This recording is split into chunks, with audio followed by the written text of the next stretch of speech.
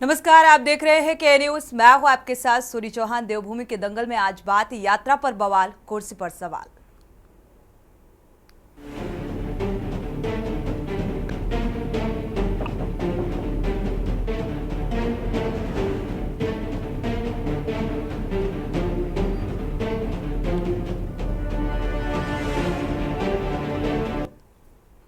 यात्रा को लेकर एक बार फिर से घमासान। देवभूमि उत्तराखंड में केदारनाथ के मुद्दे पर सियासत थमने का नाम नहीं ले रही है।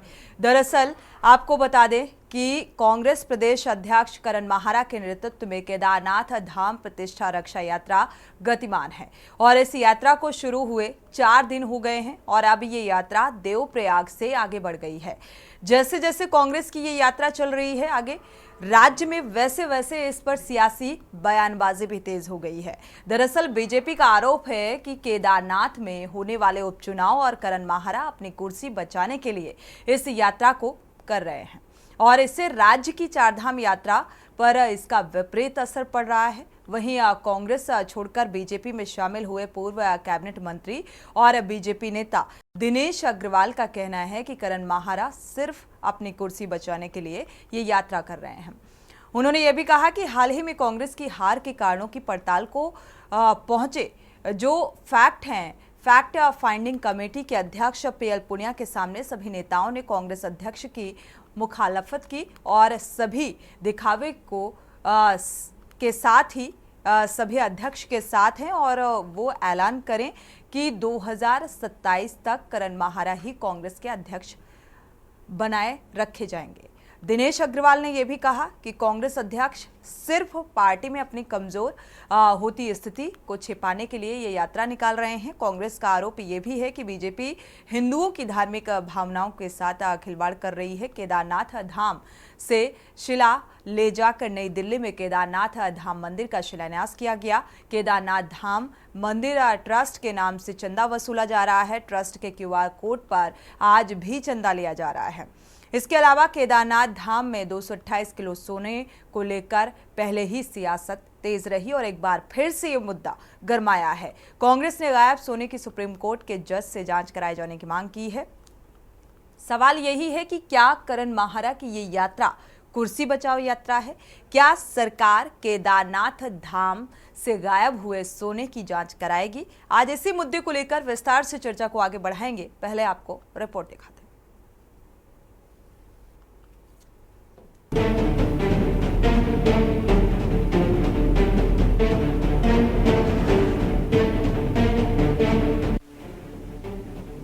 उत्तराखंड में मॉनसून की भारी बारिश के बावजूद राज्य का राजनीतिक पारा गरमाया हुआ है। दरअसल कांग्रेस ने भाजपा पर हिंदुओं की धार्मिक भावनाओं से खिलवाड़ करने और मुख्यमंत्री पर केदारनाथ धाम से शिला ले जाकर नई दिल्ली में केदारनाथ धाम मंदिर का शिलान्यास करने के साथ ही तमाम अन्य मुद्दों को लेकर केदारनाथ धाम प्रतिष्ठा रक्षा यात्रा निकाली हुई है। कांग्रेस प्रदेश अध्यक्ष करण माहरा के नेतृत्व में केदारनाथ धाम प्रतिष्ठा रक्षा यात्रा गतिमान है। इस यात्रा को शुरू हुए 4 दिन हो गए हैं और अब ये यात्रा देवप्रयाग से आगे बढ़ गई है। वहीं जैसे जैसे कांग्रेस की ये यात्रा चल रही है राज्य में, वैसे वैसे इस पर सियासी बयानबाजी भी तेज हो गई है। पूर्व कैबिनेट मंत्री और भाजपा नेता दिनेश अग्रवाल का कहना है कि करण माहरा सिर्फ अपनी कुर्सी बचाने के लिए ये यात्रा कर रहे हैं। केदारनाथ से इस यात्रा का कोई सरोकार नहीं है। देखिए, मैं बहुत स्पष्ट मेरी धारणा है कि ये केदारनाथ बचाओ यात्रा नहीं है, ये कुर्सी बचाओ यात्रा है।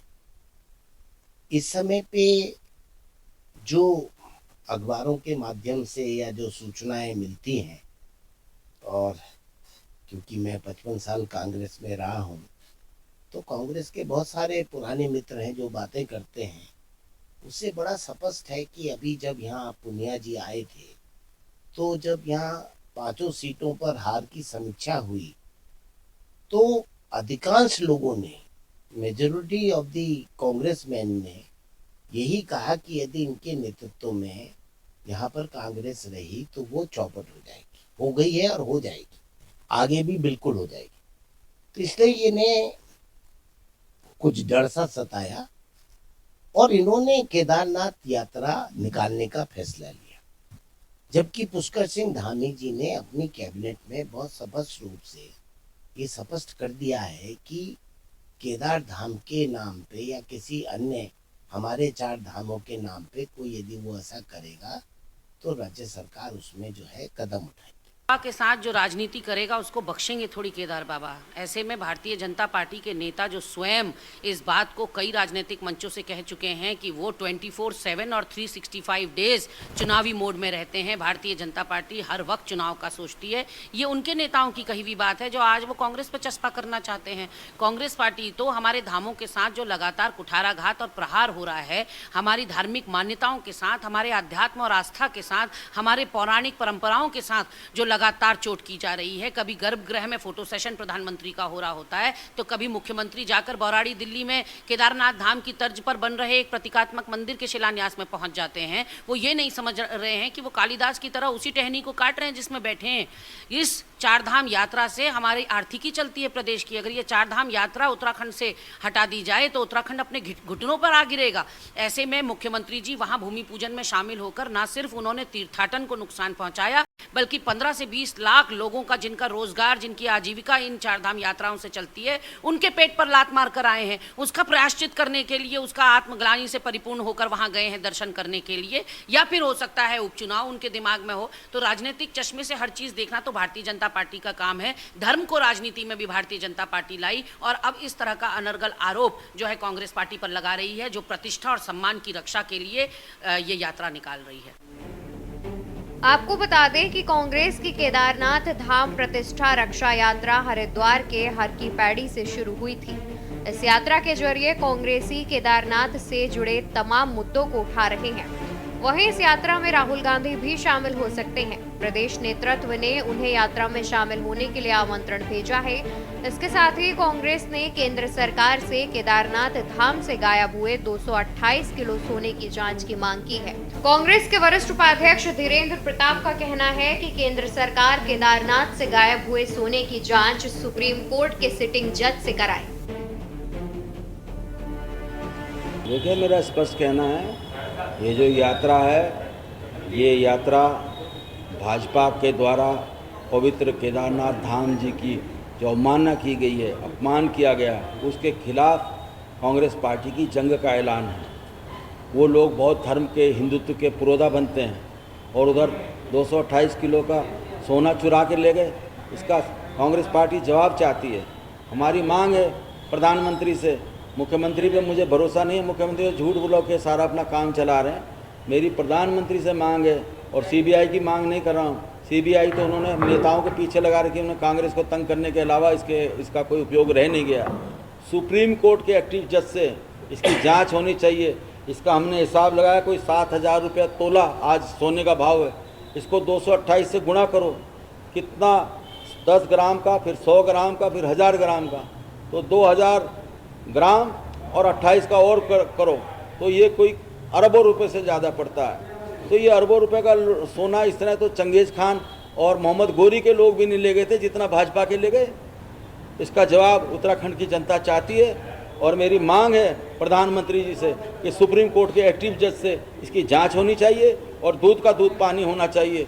और मैं चाहता हूं कि मुख्यमंत्री माफ़ी मांगे। उन्होंने न केवल पवित्र 4 धाम की अवमानना की है बल्कि जो हिंदू धर्म के हमारे पुरोधा है शंकराचार्य अभी मुक्तेश्वरानंद, उनके खिलाफ भी कांग्रेस, भाजपा के और उनके नेताओं ने अपशब्द कहे हैं, इसके लिए भी उनको माफ़ी मांगनी चाहिए।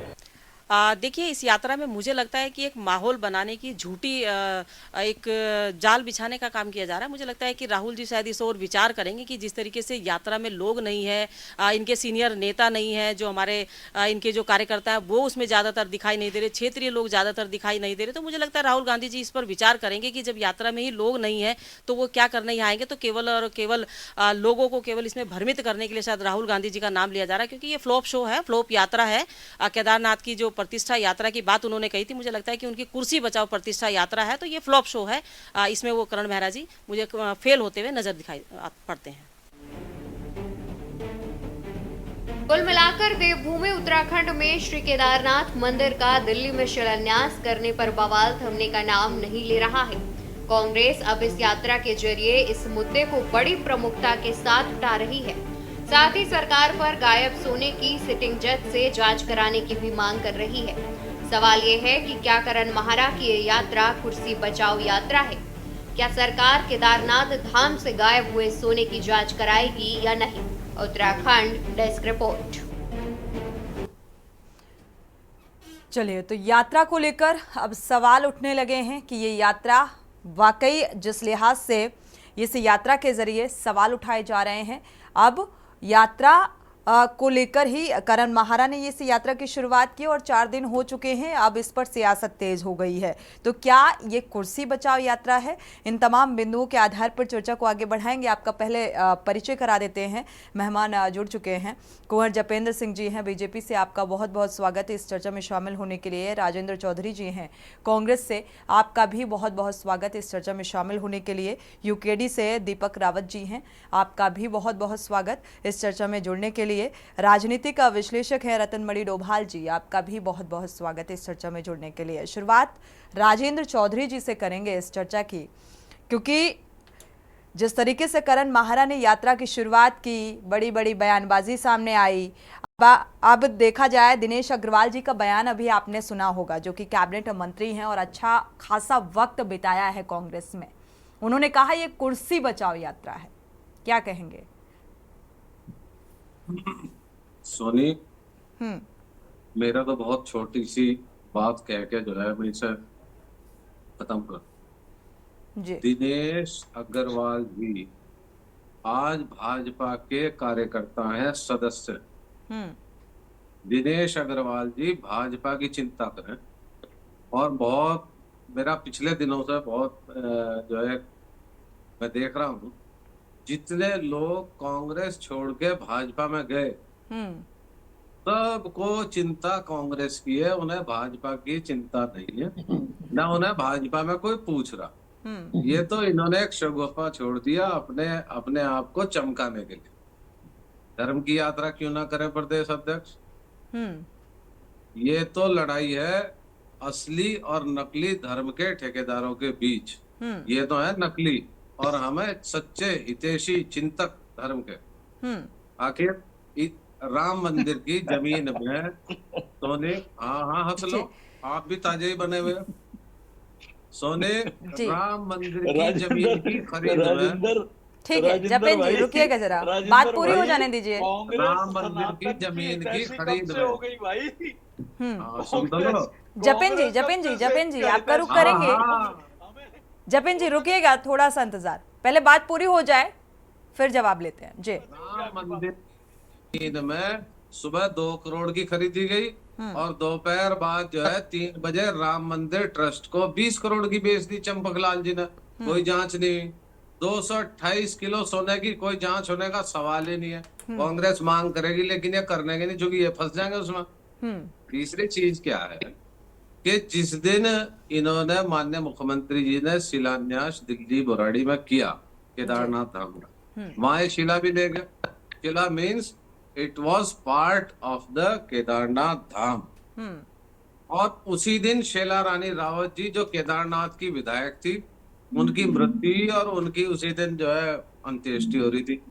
ये सरकार इतनी संवेदनहीन है कि अपने एक विधायक की मौत होने पर भी इन्होंने उसे स्थगित नहीं किया। उसी दिन इन्होंने शिलान्यास किया।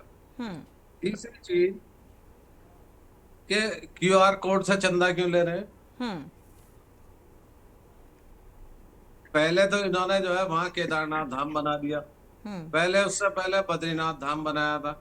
आखिर ये धर्म की जो संरचना, पौराणिक संरचना है, जब हमारे जो 12 ज्योतिर्लिंग हैं वो किसी भी आधार पे उन्हें शिफ्ट नहीं किया जा सकता। ऐसा नहीं हो सकता कि हर की पैड़ी को आप राजस्थान ले जाएं। ऐसा नहीं हो सकता कि जो राजनीतिक दल धर्म के ठेकेदार हैं, ये बात अभी आप कह चुके हैं, तो कुछ भी हो सकता है। नहीं, भाजपा के राज में तो कुछ भी हो सकता है। इसीलिए तो हम यात्रा कर रहे हैं। हम हिंदुओं को जगा रहे हैं कि ये फर्जी लोगों से बचो। हिंदुओं को जगाने का काम कांग्रेस कर रही है। करना ही पड़ेगा जब ये क्या नाम जो है फर्जी साबित हो गए। इनकी जो पॉलिश थी, एक पुरानी कहावत है कि एक जो है पहले राजेंद्र जी, 66 पहले तो साल ये तो आप डिसाइड मुस्लिम करना पड़ेगा कि भाई हिंदू को जगाने का भी काम कांग्रेस कर रही है, हिंदू को हिंसक बताने का भी काम कांग्रेस कर रही है। तो ये पहले एक तय करना पड़ेगा कि कांग्रेस किस विचारधारा के साथ अपने बिंदुओं को रख रही है, अपने विचारों को रख रही है और क्या मैसेज कन्वे करने की कोशिश कर रही है। कांग्रेस आते की ही confuse विचारधारा हो गए। बिल्कुल स्पष्ट है।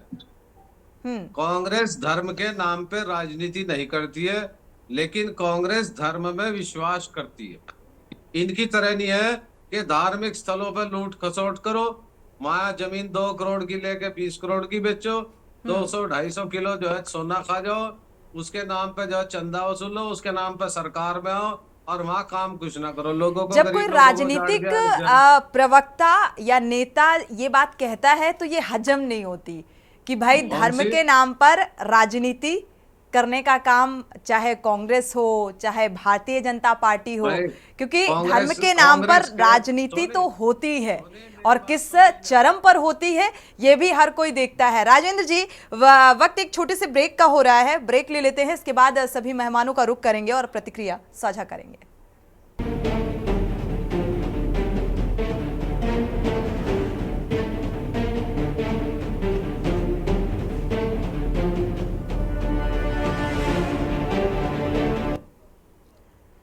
ब्रेक से वापस आ रहे हैं। देवभूमि के दंगल में चर्चा हो रही है कि कुर्सी पर सवाल और यात्रा को लेकर बवाल, लगातार इसको लेकर राजनीति। हमारे साथ खास मेहमान जुड़े हुए हैं, जपेन जी का रुख कर लेते हैं। जपेन जी, आप असली धर्म के ठेकेदार हैं या नकली?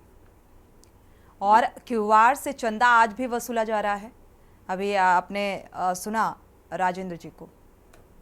चंदा क्यूआर से जाए या चंदा ड्राफ्ट से जाए या लोग वहाँ माथा टेक के चंदा दें, ये कोई धार्मिक विषय नहीं।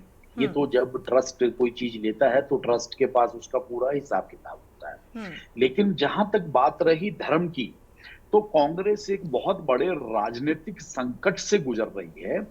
अब कांग्रेस अपने आप को हिंदू धर्म का ठेकेदार के रूप में प्रदर्शित और प्रायोजित जो करने का प्रयास कर रही है और कह भी रही है, जैसे अभी हमारे साथी प्रवक्ता ने कहा भी कि हम असली ठेकेदार हैं। मैं चिंतक ठेकेदारी आपके पास है। 66 वर्षों तक आप 66 वर्षों तक तो आप मुस्लिम समाज के ठेकेदार बने रहे, आप पुष्टिकरण की राजनीति के ठेकेदार बने रहे, आप भ्रष्टाचार की राजनीति के ठेकेदार बने रहे, आप अराजकता की राजनीति के ठेकेदार बने रहे। और आज आपको अगर 66 वर्षों के बाद एक राजनीतिक संकट के उपरांत हिंदू धर्म की बात करनी पड़ रही है। आपने ये हो गया, आपका काम चुनाव से पहले शुरू हो गया था और हिंदू धर्म की बात पे आप आए, सनातन की बात पे आए। अब आप बाबा बद्रीनाथ के वहां जाके माथा टेकने की तरफ जा रहे हो, तो ये यात्रा तो एक बहाना है। असल में ये आपके सनातन के आगे घुटने टिक गए हैं और उन घुटने टिके हुए घुटनों को ये आपकी हार प्रदर्शित ना हो तो आप भविष्य में पहली बार जिस दिन से कांग्रेस का अस्तित्व हुआ है, किसी धार्मिक स्थान की यात्रा आज शायद पहली बार हिंदुस्तान में हो रही है। कभी किसी प्रदेश में नहीं हुई, कभी देश के अंदर आपके किसी नेता ने किसी प्रदेश में कहीं नहीं हुई। आज आप राहुल गांधी जी को भी बुलाने की बात करते हो, आज आपके प्रदेशाध्यक्ष अपने कुर्सी के संकट से जूझ रहे हैं। आज आप केदार बाबा आपको लूट करने दें धर्म स्थलों के नाम पर। आपत्ति नहीं है, आप सोना पी जाओ, वहाँ जमीन में पैसे खा जाओ। हमें तो आजादी के बाद से आपत्ति नहीं थी। और आप तो इतने महान हैं कि जो राम को लाए थे हम उनको लाएंगे। आप तो ऐसी पार्टी के प्रवक्ता हैं। आप लोगों ने 66 वर्षों तक सनातन की बात जो नहीं करी। ईश्वर के अवतार हैं, ये उन्हें ले आवेंगे। समाज की चिंता नहीं करी। आपने 66 वर्षों तक तुष्टीकरण की राजनीति करी। ये इतनी महान पार्टी है कि जो ईश्वर के अवतार हैं, ये उन्हें ला रहे हैं। आप अपनी कमाल है भाई। चुके हो। यात्रा अब आपका पोल पट्टी खुल गई, अब पोल खुल गई, की तरह देख रही है। क्यूआर कोड चले। का साझा है। प्रदर्शित करना चाहते हो। आप बाबा केदारनाथ के दरबार में जाके अपने पापों का प्रायश्चित करने जा रहे हो। घुटने टेक के आप अपने मौन मन से तो हार स्वीकार कर रहे हो। ठीक है। जनता के सामने हार स्वीकार कीजिए, हो सकता है कि शायद देश की जनता आपको माफ कर दे। आप मौन मन से बाबा केदार के पास जाके माफी मत मांगिए, यात्रा के बहाने से आप खुले मन से माफी मांगिए और कहिए ये जो कांग्रेस की यात्रा है ये धर्म की रक्षा के लिए है। ये 4 धाम यात्रा चलिए, धर्म की रक्षा के लिए कांग्रेस ने यात्रा निकाली है और इस यात्रा को लेकर जिस तरीके से सियासत हो रही है या बयानबाजी निकलकर सामने आ रही है, सीधा सीधा इसे उपचुनाव में लाभ के लिहाज से देखा जा रहा है। दीपक रावत जी भी जुड़े हुए हैं, जपेन जी उनका भी रुख कर लेते हैं, इसके बाद आपका रुख करेंगे। दीपक रावत जी, क्योंकि यात्रा और यात्रा को लेकर अब सवाल, वाकई ये धर्म की रक्षा के लिहाज से कांग्रेस से यात्रा निकाल रही है या अपनी कुर्सी की चिंता सता रही है? कांग्रेस के घुटने टिक गए हैं, ये उनका प्रयाश्चित है ठीक है मौन का, जी। लेकिन खुले मुख से भी कहें कि हमारे घुटने टिक गए हैं, हमने हार स्वीकार कर ली और हम बाबा केदार के दरबार में जाके अपने 66 वर्षों के पाप कर्मों का प्रयाश्चित करते हैं। और ये प्रश्न आपने मुझसे पूछा था। बिल्कुल बिल्कुल दीपक रावत जी, जपेन जी और राजेंद्र जी, राजेंद्र और जपेन जी सोनी जी रुक जाइएगा। दीपक जी की प्रतिक्रिया। 2016 में कांग्रेस बद्रीनाथ को मुंबई ले गई और भारतीय जनता पार्टी भी पीछे नहीं रही और केदारनाथ को दिल्ली ले जाने का प्रयास भारतीय जनता पार्टी द्वारा किया गया। इस प्रकार से बोराड़ी में मुख्यमंत्री ने स्वयं शिलान्यास किया, वो घोर निंदनीय कार्य है। और जिस प्रकार माफी चाहेंगे, वो एक मंदिर का शिलान्यास था, धाम अपनी जगह है, धाम की जगह दुनिया में कोई स्थान कुमार भाई पूरा बोराड़ी कुमार भाई सिर्फ एक नाम से छपा हुआ था बद्रीनाथ। ठीक है जपेन जी बात पूरी हो जाने दीजिए, दीपक जी की बात पूरी हो जाए, इसके बाद आप जवाब दीजिएगा। दीपक जी सुन लीजिए, कुमार भाई सुन लीजिए, पूरा बोराड़ी छपा हुआ था पोस्टरों से और बैनरों से, इसमें लिखा हुआ था केदारनाथ धाम मंदिर दिल्ली ट्रस्ट। शायद आप नहीं पढ़ा होंगे लेकिन पढ़ लीजिएगा। सारे सुनिए, और जिसमें मुख्यमंत्री की फोटो भी लगी हुई थी, इसमें स्वयं मुख्यमंत्री की फोटो लगी हुई थी, मुख्यमंत्री स्वयं वहां जाकर उसका शिलान्यास करते हैं। इससे बड़ा घृणित काम। जपेन जी 1 मिनट रुक जाइएगा। जपेन जी ऐसे समझ में नहीं आएगा, दीपक जी बात पूरी कर लें, इसके बाद आप जवाब दीजिएगा इस बात का। स्वयं यहाँ के जो हमारे मुख्यमंत्री हैं उत्तराखंड के, वो अगर यहाँ के किसी धाम की स्थापना वहां जाके करते हैं, जो कि उन्होंने स्वयं अपने वहां पर भाषण में बोला, प्रतीकात्मक स्वरूप, ये शब्द विपक्ष ने नहीं बोले, ये शब्द मुख्यमंत्री ने बोले हैं बोराड़ी में। उन्होंने कहा है कि जो व्यक्ति केदारनाथ दर्शन करने नहीं जा सकता है वो 12 मासी यहाँ आके दर्शन करे। ये शब्द किसने बोले? ये शब्द स्वयं मुख्यमंत्री ने स्टेज से बोले हैं। आप क्या बात कर रहे हैं? मुख्यमंत्री स्वयं बोल रहे हैं कि आप यहाँ पर आके दर्शन कर सकते हैं यहाँ पर। और तीसरी चीज सुन लीजिए, सबसे बड़ी, अब तक तो ये भारतीय जनता पार्टी धर्म की ठेकेदार थी, स्टेज से उन्होंने क्या बोला? पुण्य कमा सकते हैं केदारनाथ के दर्शन करके बोराड़ी में। अब कौन पुण्य कहाँ मिलेगा? हम आदि शंकराचार्य बेचारे करके चले गए, अब भारतीय जनता पार्टी ठेका ले रही है कि इनको जनता को दर्शन करके पुण्य कहाँ मिलेगा। अरे हम तो आपके माध्यम से पूछना चाहते हैं कि ये स्वयंभू जो हिंदुओं के ठेकेदार बने हुए हैं, इनको मंदिरों की धामों की स्थापना करने की या उनको प्रतीकात्मक स्वरूप स्थापित करने की ठेकेदारी किसने दी? कौन से गढ़वाली समाज ने दी? और आपके माध्यम से मैं पूछना चाहता हूं सोनी जी, प्रवक्ता साहब से, कि आप मुझे बताइए, क्या बीकेटीसी के अध्यक्ष से पूछा गया? क्या जब शिला यहां से ले जाई गई, किसकी देखरेख में शिला यहां से वहां गई जिसका शिवलिंग निर्माण होना था, प्रतीकात्मक स्वरूप? किसके आदेश अनुसार? ठीक है जपेन जी इस बात के जवाब ले लेते हैं। और शंकराचार्य ने जो 228 किलो सोने का जिक्र किया, चोरी का जिक्र किया, उसको लेकर अजेंद्र अजय जी ने चुनौती भी दी। उन्होंने कहा कि भाई सुप्रीम कोर्ट में सुनवाई होगी लेकिन पुख्ता सबूत होने चाहिए, उस आधार पर ही सुनवाई होगी।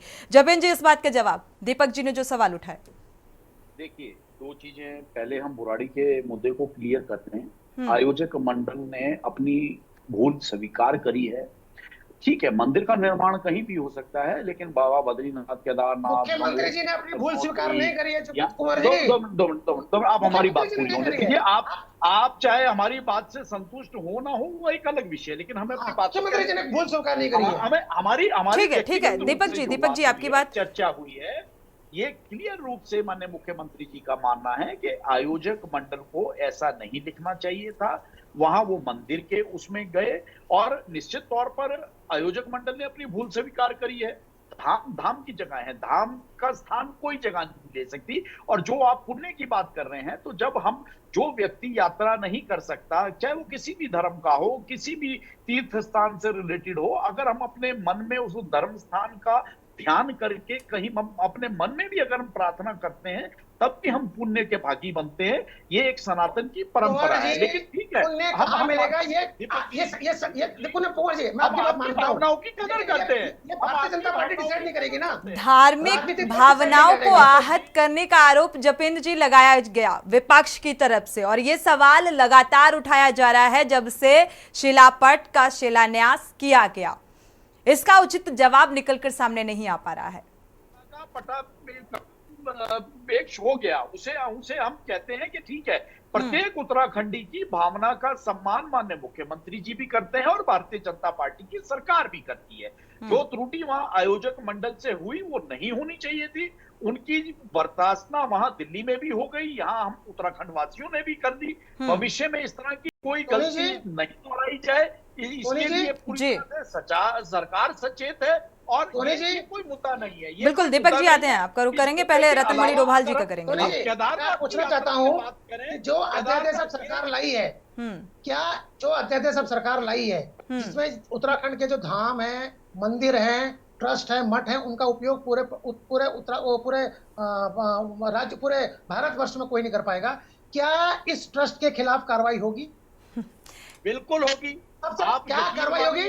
और क्या ये ट्रस्ट बनाना अलग चीज है, लेकिन भविष्य इस ट्रस्ट के खिलाफ कार्रवाई, अगर इस ट्रस्ट के खिलाफ, इनके ट्रस्टों के खिलाफ कार्रवाई होती है, होनी चाहिए। त्रुटि पूरे देश में कहीं ना हो, ताकि हम उत्तराखंड वासियों चलिए, ठीक है, जपेंद्र जी ने तो आश्वासन दिया है, होगी या नहीं होगी ट्रस्ट के खिलाफ कार्रवाई, ये देखना होगा।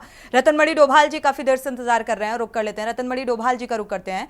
रतनमणि डोभाल जी, क्योंकि अब कुर्सी बचाओ यात्रा को इससे जोड़ा जा रहा है कि भाई अब कुर्सी बचाने की दिशा में जो है कांग्रेस भी पहल करती हुई नजर आ रही है, और ये असल में यात्रा का उद्देश्य यही निकाला जा रहा है। आपने दवाइयों का सब्स्टिट्यूट सुना होगा, अब धामों का भी निकलकर सामने आ रहा है, कैसे देख पा रहे हैं? आप ठीक कर रहे हैं, मैं सुन रहा था बड़े ध्यान से सब लोगों को। अब देखिए कि कौन कुर्सी बचा रहा है। कुर्सी अगर करण महाराज बचा रहे हैं तो पुष्कर सिंह धामी पहले फंसा चुके थे कुर्सी।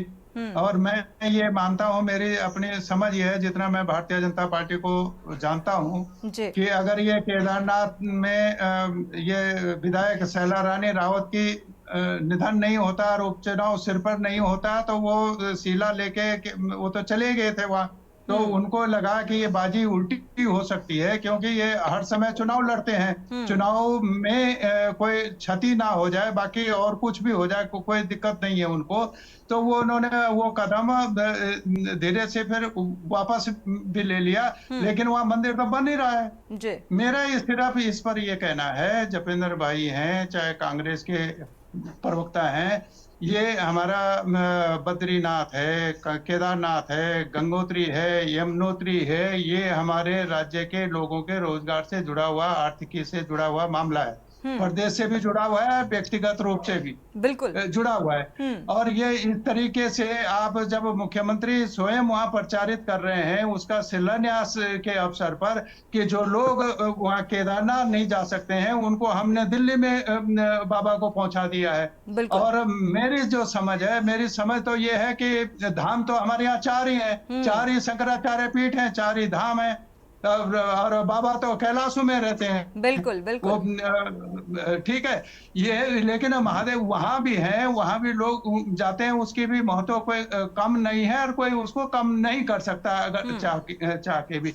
लेकिन ये इसको इस तरीके से अगर आप वो केदारनाथ का मंदिर ही वहां बनाएंगे, तो पहले क्या हो रहा था हमारे यहाँ कि जो बड़े पैसे वाले लोग हैं, जैसे ये जो कर रहे हैं, कोई अस्पताल बनाता था, कोई स्कूल खोलता था, कोई और चैरिटी का काम करता था जो सार्वजनिक लोगों के हित के लिए।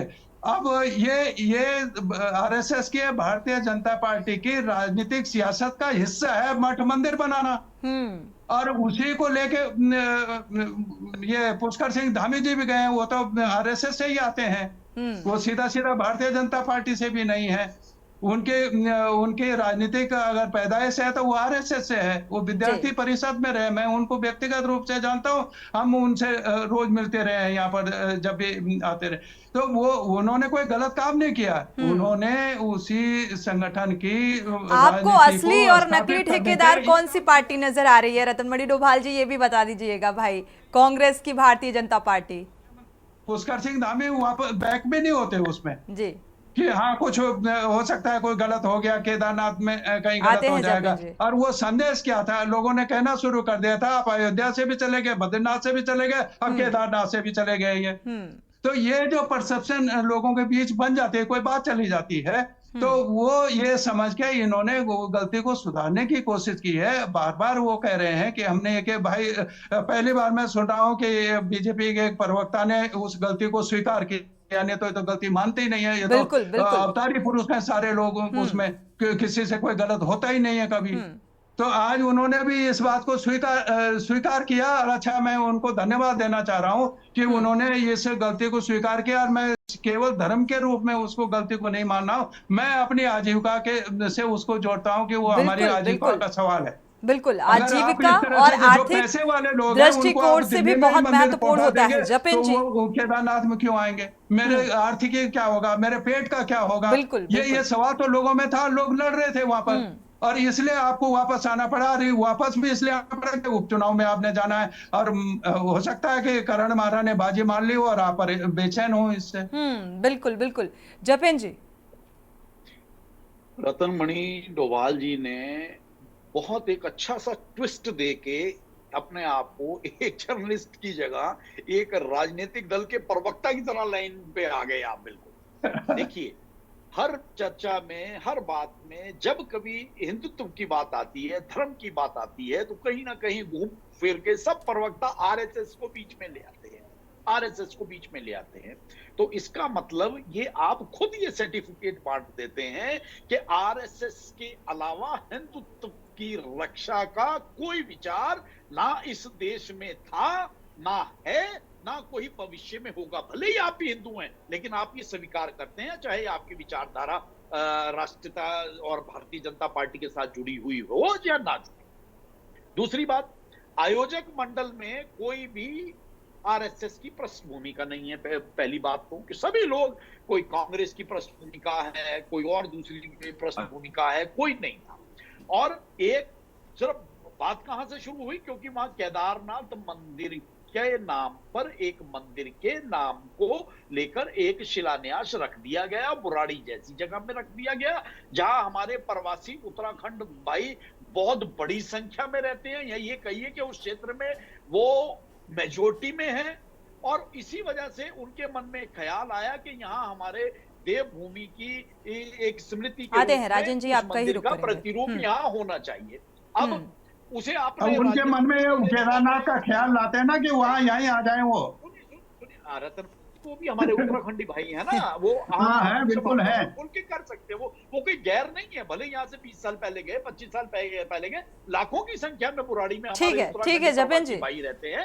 अब रह गया केदारनाथ, तो केदारनाथ की यात्रा सीधी सीधी कांग्रेस ने अपनी हार और अपने पश्चाताप को इस यात्रा के जरिए, चलिए अपनी हार और अपनी पश्चाताप के लिहाज से इसे निकाला है। लेकिन कांग्रेस, राजेंद्र जी ये कह रहे हैं कि भाई ये धर्म की रक्षा के लिए ये यात्रा निकाली गई है। क्यों राजेंद्र जी, कांग्रेस का अपना कुछ पर्सनल स्वार्थ कितना आप देख पा रहे हैं? भाई उपचुनाव के लिहाज से कितना लाभ मिलने की उम्मीद नजर आ रही है?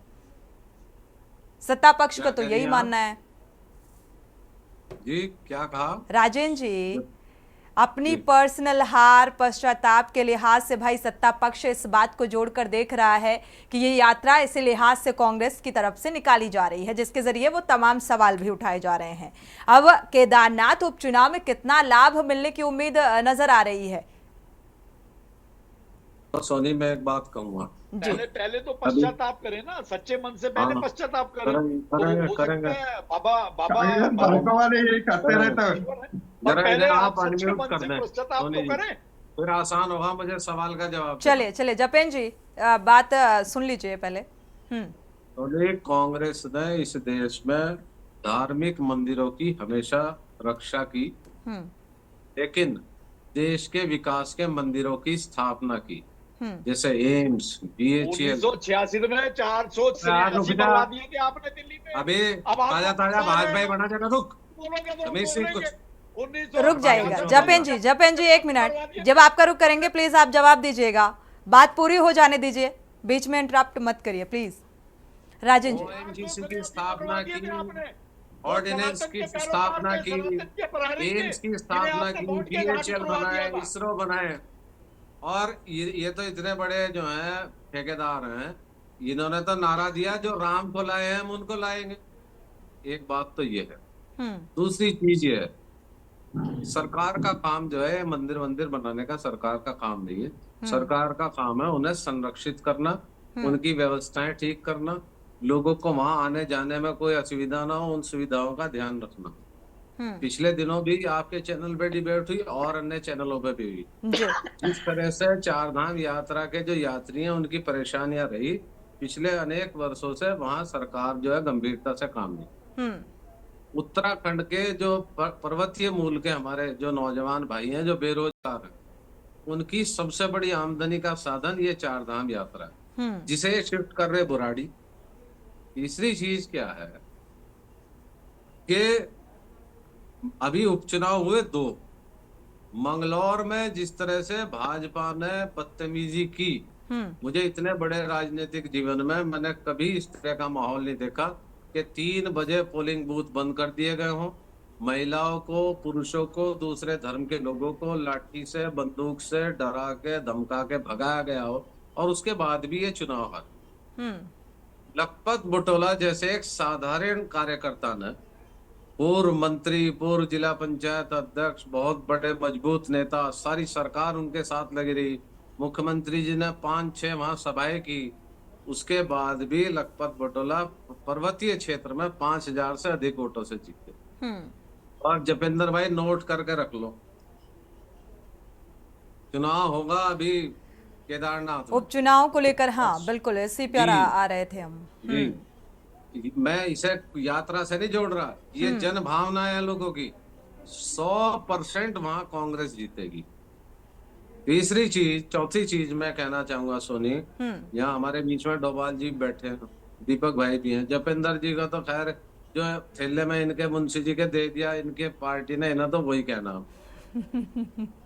आप सुन लो, सच्ची बात कड़वी होती है, वो आपको इस प्रदेश की जनता चाहती है कि जितने भी ये बदमाशियां कर रहे, चाहे जिन्होंने वहां राम मंदिर की जमीन में करी हो, चाहे सोने पे करी हो, चाहे अब ये QR कोड लिया है, जब इतना कॉन्फिडेंस है कांग्रेस को, तो भाई ये धर्म की रक्षा का ख्याल कैसे आया कि इसके लिए यात्रा निकाली जाए? देखो 76 वर्षों के बाद कमाल है, ये तो कमाल हो गया। 76 अरे आप तो अभी 6-7 साल के भाजपाई हो, आप ना 76 साल की बात करो। अरे 76 वर्षों के बाद कांग्रेस ने घुटने तो टेके। कांग्रेस जो है वो इनकी तरह फर्जी जो है नहीं है कि नाम जो है राम नाम जपना पराया माल अपना। कांग्रेस तो सेवा भाव से काम कर रही है।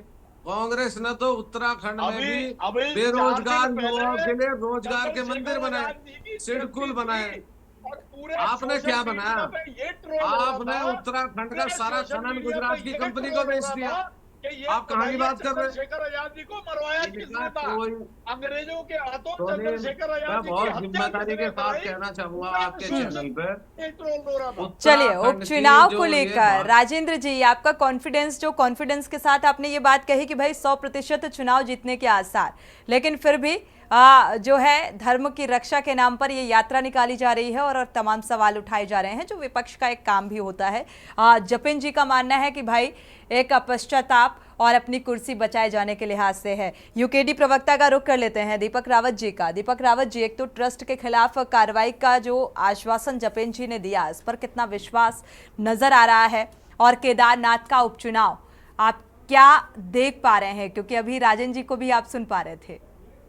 देखिए सोनी जी, निश्चित रूप से अगर जिस ट्रस्ट की वजह से ये सारा जो प्रकरण जनता के बीच आया है, हम सबके समूह का आया है, अगर उसके खिलाफ कार्रवाई होती है तो उत्तराखंड क्रांति दल इसका स्वागत करता है, सरकार के इस कदम का स्वागत करेगा। लेकिन आप भी यही हैं और मैं भी यही हूँ जी। आप देखिएगा ट्रस्ट के खिलाफ कोई कार्रवाई नहीं होगी, क्योंकि ट्रस्ट की अगर खिलाफ कार्रवाई होगी, परतें खुलेंगी तो बहुत सारी चीजें ऐसे बाहर निकल के आएंगी जो अभी तक छुपी हुई है, पर्दे के नीचे दबी हुई है। रही बात उपचुनाव के, केदारनाथ का जो उपचुनाव है, निश्चित रूप से जिस तरीके से भारतीय जनता पार्टी का केदारनाथ को बुराड़ी में जाके शिलान्यास करने वाला प्रकरण आया है और जिस प्रकार से तीर्थ पुरोहित और पंडा समाज लगातार सरकार का जो नहीं, अब तो नाराजगी खत्म हो गई है ना दीपक जी, अब तो आश्वासन भी सीएम ने दे दिया है पुष्कर सिंह धामी ने।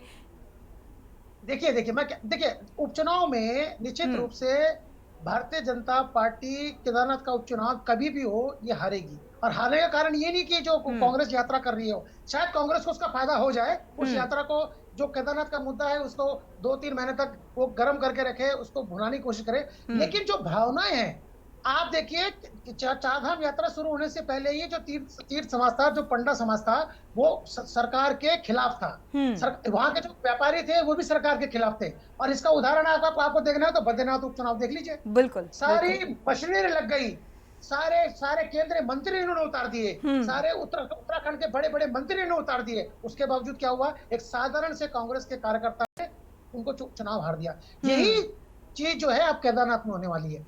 चलिए, यही दोहराने की उम्मीद। ठीक है, जपेन जी से इस बात का जवाब ले लेते हैं, इसके बाद रतनमणि डोभाल जी का रुख करेंगे। जपेन जी, आश्वासन पर भरोसा नहीं है?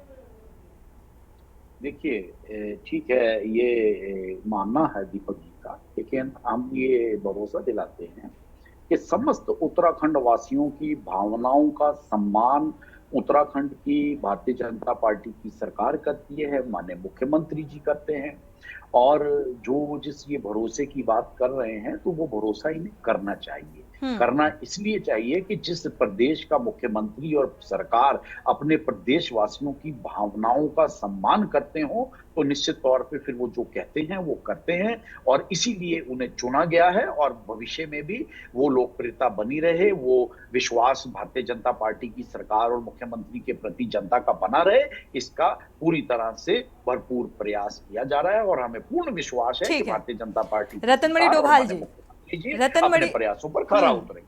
ठीक है, रतनमणि डोभाल जी, प्रयासों पर खरा उतरने का आश्वासन जपेन जी ने दिया है, लेकिन भारतीय जनता पार्टी भी धर्म के नाम पर किस तरीके से चुनाव में बात करती है, या कांग्रेस अब यात्रा निकाल रही है धर्म की रक्षा के लिहाज से? जो भी है तथ्य निकलकर सामने आ रहे हैं। उपचुनाव में, केदारनाथ उपचुनाव में किसका फायदा आप देख पा रहे हैं, भारतीय जनता पार्टी का या फिर कांग्रेस का? क्या लगता है? देखिए कि पहली बात तो यह है कि जो आप धर्म की बात कर रही हैं, अगर भारतीय जनता पार्टी से तो ये उम्मीद भी नहीं कर सकते, और उसका तो जन्म ये धर्म से ही है। धर्म को तो वो छोड़ देंगे तो फिर तो कोई मतलब नहीं रह जाता उस पार्टी को।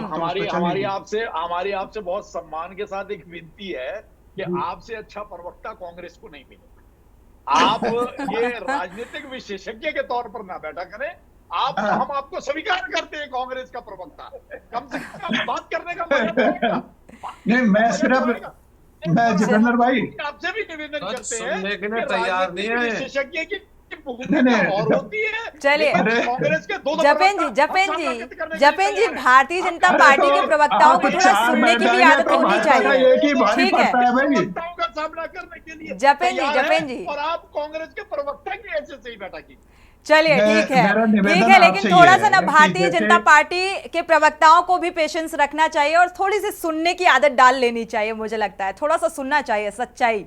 रतनमणि डोभाल जी, जल्दी से बात को पूरा कर दीजिए।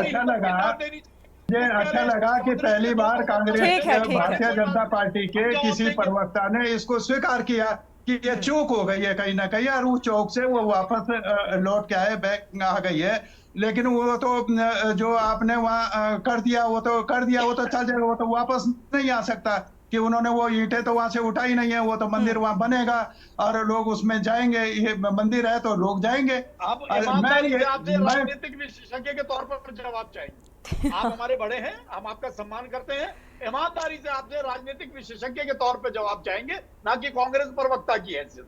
ईमानदारी से जवाब दीजिए। मैं ईमानदारी से बोला। जितना मालूम है कि हम जहां कोई त्रुटि होती है हम बहुत ईमानदारी से चलिए, परिचय देते हैं और समय सत्ता इजाजत से। नहीं तो देता कि हम चर्चा को आगे बढ़ाएं। आप सभी मेहमानों का इस चर्चा में शामिल होने के लिए बहुत बहुत शुक्रिया। लेकिन अपनी अपनी साख बचाए जाने की कवायद भारतीय जनता पार्टी की तरफ से भी जारी है और कांग्रेस की तरफ से भी। केदारनाथ में उपचुनाव होना है और इसी से जोड़कर सीधा सीधा इसे देखा जा सकता है, जिस तरीके की बयानबाजी, आरोप और प्रत्यारोप निकलकर सामने आ रहे हैं। इसी के साथ देवभूमि के दंगल में इतना ही। आगे खबरों के लिए आप देखते रहिए के न्यूज़ इंडिया।